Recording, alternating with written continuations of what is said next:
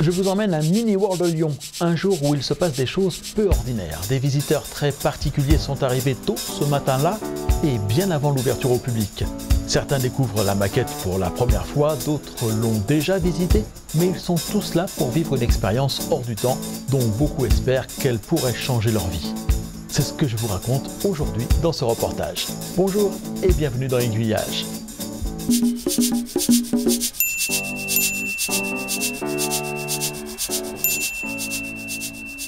À Lyon, Mini World continue de grandir. Et il faut mettre les bouchées doubles pour parvenir à terminer à temps la première partie du nouveau monde Mini Lyon qui sera ouvert au public en avril et qui doit être terminé d'ici la fin de l'année avant que démarrent les travaux de construction d'un autre monde qui devrait quant à lui être inauguré avant 2020, autant dire demain. La pression du temps est forte, l'équipe va par conséquent être étoffée et 10 nouveaux constructeurs de monde devraient la rejoindre dans les tout prochains jours. D'ici la fin de l'année, ce sont pas moins de 30 nouveaux maquettistes qui pourraient être recrutés en fonction de l'avancée d'autres projets qui sont dans les cartons des créateurs de Mini World, qui espèrent bien faire essaimer d'autres mondes dans de nouvelles villes.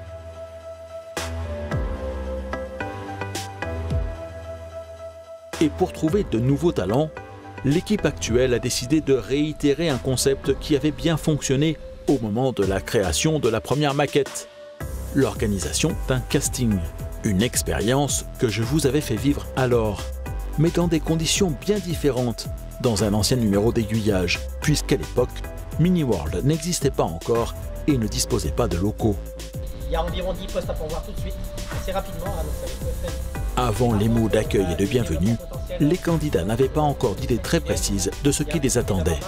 C'est franchement la découverte. Voilà. Et puis très content d'être présent sur les sélections. Vous connaissez Mini World ?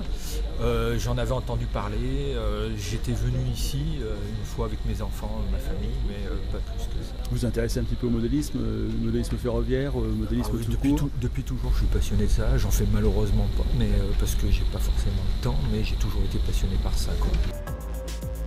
Eh bien, du modélisme, Eric et les autres candidats que nous suivrons tout au long de cette première journée de recrutement vont avoir l'occasion d'en faire. La procédure se déroule sur 2 samedis. Au total, ce sont 60 personnes dont le dossier a été retenu pour passer ce casting. Comme le temps est compté, les candidats ne tardent pas à entrer dans la salle.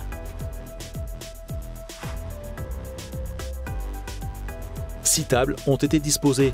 En fait, ce sont les structures construites pour Mini Lyon qui font office de plan de travail. Chaque maquettiste dispose des mêmes outils et d'une planche. Ils peuvent venir chercher ce dont ils ont besoin, polystyrène, plâtre, flocage, personnages, peinture, au magasin qui a été installé à l'entrée de la salle. Les maquettistes vont devoir plancher sur un thème imposé. Je vais mettre les lunettes d'abord. Nous sommes dans une petite ville au bord d'un massif montagneux. Une rue longe le dernier terrain constructible. Il est occupé par une petite maison qui flirte avec les rochers au bord de la pente. Grâce à cela, les propriétaires en ont fait un espace charmant. Nous sommes pendant le joli mois de mai. C'est un thème qui vous inspire ? Bah oui, j'ai envie de faire des petits clins d'œil un peu drôles, des petits personnages un peu incongrus. Je verrai ça après. Jusque-là, ça se passe bien ? Oui. J'ai l'impression que ça va prendre forme petit à petit, mais ça me rassure. Alors, bon, tu passes de l'autre côté de la barrière ? Bah oui, tu vois. Ça te rappelle des souvenirs, hein ? Ouais. T'as vécu ça il y a 4 ans ? 4 ans, ouais. Ouais. Il y a 4 ans, le même stress apparemment. Le thème est différent, hein, aussi. Le thème est complètement différent. Là, il n'y a pas du tout de train, il n'y a pas de ferroviaire. Vraiment sur une création complètement différente. Qu'est-ce que tu auras envie de leur dire à tous ces candidats ? Tu as envie de les... Lâchez-vous. Lâchez-vous. L'idée, là en fait, donc on a les montagnes avec une cascade et là il y a un lac. Là on va avoir la route, ici il y aura la maison et là c'est les collines. Vous avez déjà fait un peu de maquette, vous avez déjà un peu d'expérience de ces choses-là? Alors c'est la première fois que je fais une maquette comme ça, j'en ai jamais fait. Ouais. Après je suis très manuelle, donc je fabrique pas mal de choses depuis que je suis petite. Mais là, dans cette taille-là et dans un temps limité, c'est la première fois. Alors, vous êtes confiante? Bah, déjà comme il l'a dit, moi je me fais plaisir et puis je vais au bout de mon idée. Bon, je pense que j'étais un peu ambitieuse, donc je suis un petit peu à la bourre je pense. Mais je vais essayer de faire au mieux et voilà.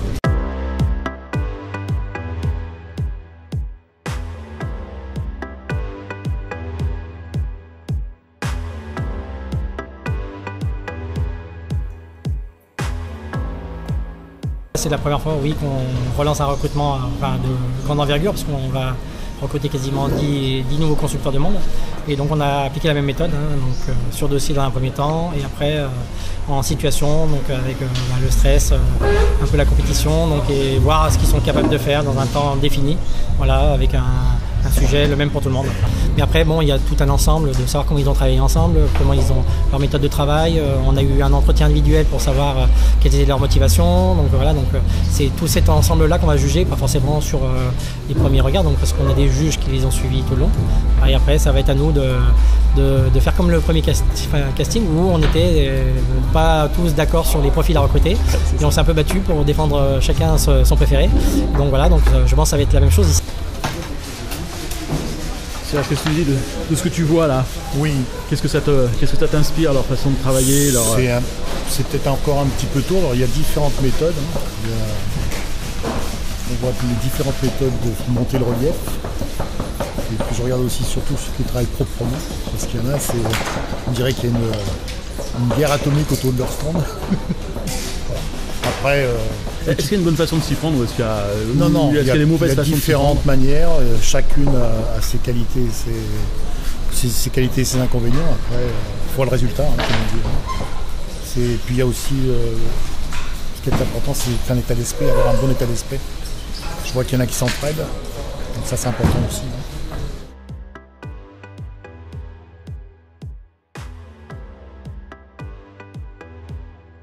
Dans un premier temps, c'est une dizaine de constructeurs de monde qui devraient être recrutés. Mais le chiffre pourrait très vite augmenter, car à Mini-World, on déborde de projets. Pour l'instant, le monde d'après, donc c'est sûr qu'il va se faire. Donc quasiment 12 à 13 mois après l'ouverture de Lyon, on construit déjà le monde d'après. Donc on va même le construire avant la fin de Lyon, il faudra déjà qu'on l'entame pour qu'il soit ouvert un an après. Bon, pour l'instant, on n'a qu'un choix, c'est le Japon, et on va proposer 2 autres choix et on va faire voter les gens pour qu'on sache exactement ce qu'ils ont envie de voir. Pour l'instant, c'est pas encore trop. Donc on est en train d'essayer de regarder ce qu'on est capable de faire, donc avec ce qui existe en matériaux et en temps, ce qu'on est capable de faire. Et après, on fera une proposition pour que les gens puissent voter. Je suis surpris quand même, il y a une ou deux méthodes que je n'aurais peut-être pas employées quand même.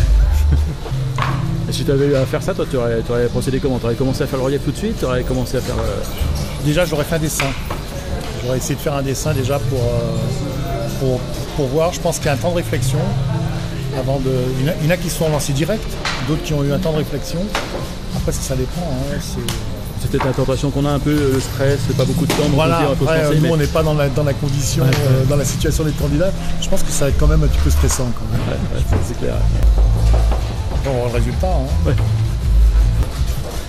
Mais c'est marrant parce qu'on retrouve presque les mêmes gestes, les mêmes impressions qu'il y a 4 ans quand on avait fait le premier casting.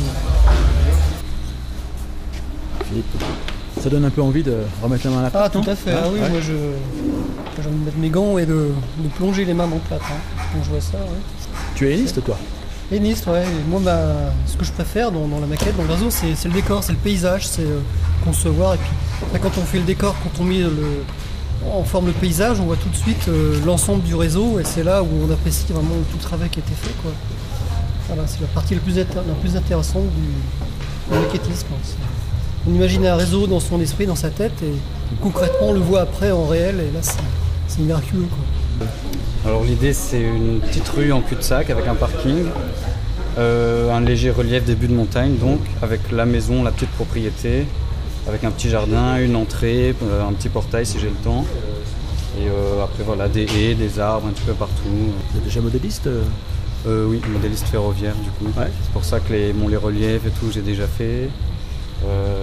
Puis j'ai quelques petites techniques que je vais essayer d'appliquer, que j'ai appris du coup grâce au modélisme ferroviaire. Vous connaissez Mini-World déjà?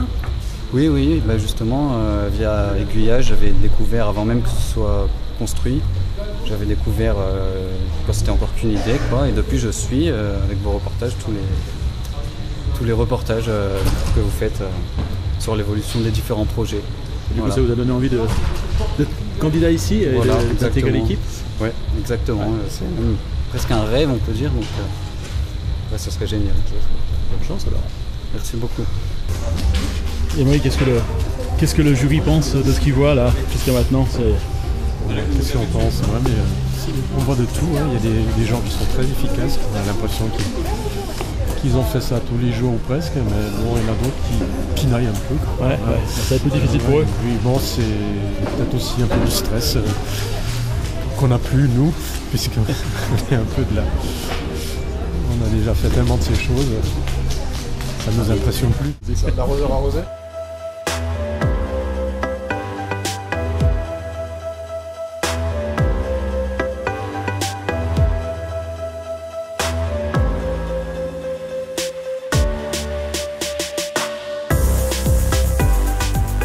Le plus difficile dans l'exercice, c'est certainement la gestion du temps. Ne pas partir sur un projet trop ambitieux. Utiliser les bonnes techniques pour éviter des temps de séchage ou de collage trop longs. Bien penser à respecter tous les éléments du cahier des charges. Les candidats sont arrivés à 8 h. Le début du test, à proprement parler, était programmé pour 9 h. Chacun a dû se rendre à un entretien et prendre une pause déjeuner. Autant de précieuses minutes qui sont venues amputer le temps passé sur la création des dioramas. Pour autant, pas d'abandon sur cette première journée et tous les modélistes sont parvenus à proposer une création aboutie, même si la grande liberté d'interprétation laissée aux créateurs a conduit à des résultats très différents. Alors un petit mot sur comment s'est passée cette journée finalement? C'était très intéressant. Je suis contente d'être venue. Ouais. C'est, je pense, quelque chose que je ne referai pas comme expérience. Et puis on verra bien ce que ça donne. Mais je suis contente d'être venue et c'est une expérience assez intéressante. Dès qu'on a l'idée, il faut s'orienter et puis se dire on va dessus quoi. Faut y aller, ouais. Voilà, il faut toujours se fixer dans sa tête, savoir où on va. Et si on sait où on va, après c'est bon. Dernière patine de la seule façade que j'aurais eu le temps de faire finalement. Mais tant pis, je vais assembler la maison et au moins il y aura une façade bien finie et les autres qui seront vides. Mais bon, tant pis. C'est le résumé un peu de cette journée, c'est que c'est court quoi, hein, c'est un peu. C'est un peu la course, mais encore, ça va, je suis assez content de la façon dont j'ai géré mon temps. Je craignais le temps justement. Et ouais, le plus dur, je pense que dans tout ça, c'est de gérer les quelques heures qu'on nous donne. Parce que c'est vraiment pas évident. Ça s'est bien passé, c'était comment? Intense, à fond, et je suis contente quand même, c'est ma première maquette, donc j'ai appris plein de choses, c'était une chouette expérience, et j'espère qu'il y aura une suite.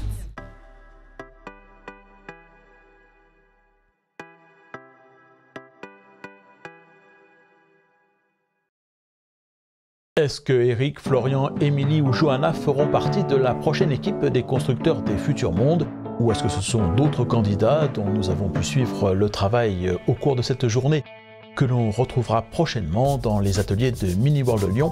Il est bien évidemment trop tôt pour le dire. La semaine prochaine, dans Aiguillage, je vous ferai découvrir un réseau à l'échelle HO de l'association des modélistes turipinois. D'ici là, restons en contact via les réseaux sociaux. Abonnez-vous à la chaîne YouTube d'Aiguillage, aimez sa page Facebook et recevez chaque semaine les nouveaux reportages directement dans votre boîte mail chaque lundi et vendredi à 18 h en vous inscrivant à l'Aiguille aux lettres. Et surtout, passez vous aussi en première classe en décidant de soutenir le magazine Aiguillage pour lui permettre de continuer d'exister.